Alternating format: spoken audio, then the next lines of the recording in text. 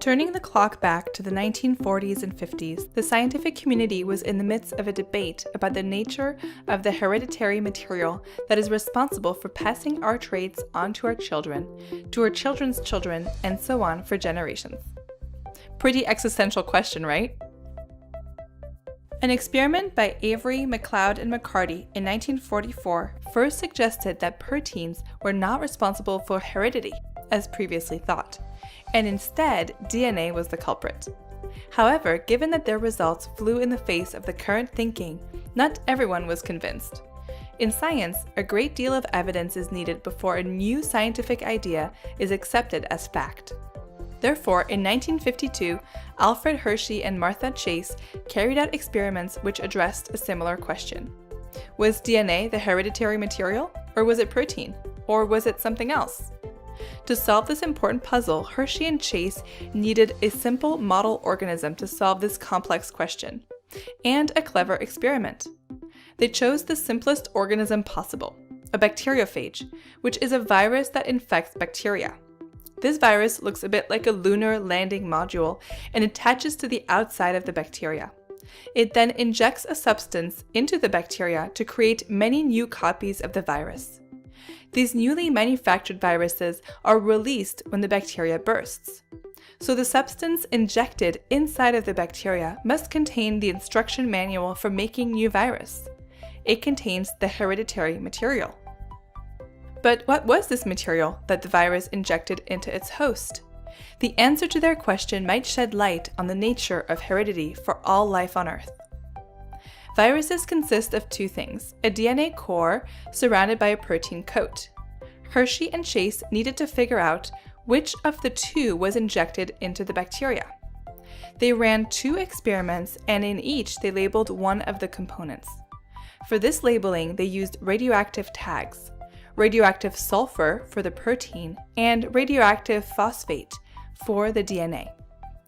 This was an elegant method because phosphate is only found in DNA and not in the amino acids that make up proteins, and sulfur is only found in proteins and not DNA.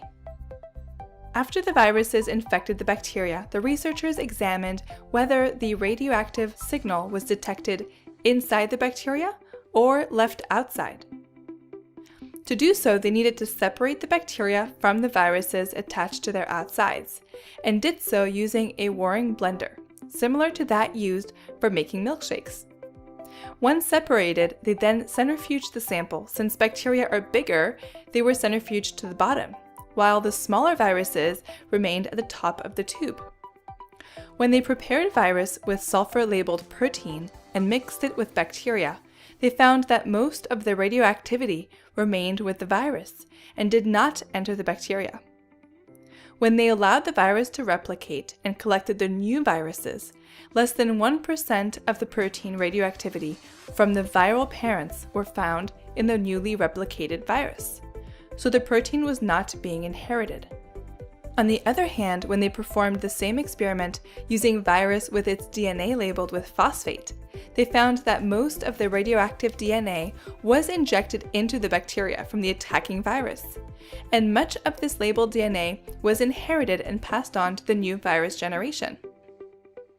Hershey and Chase added to the mounting evidence, pointing the finger at DNA as the hereditary material, but they were aware that their experiments left a few unanswered questions, as experiments often do, and they were cautious in their conclusions. From their observations, they stated that DNA had some function in the multiplication of the virus, whereas proteins did not. Word about the Hershey-Chase experiment spread quickly and helped to convince many scientists that DNA indeed was the molecule of heredity, and the remaining skeptics could not hold out for much longer.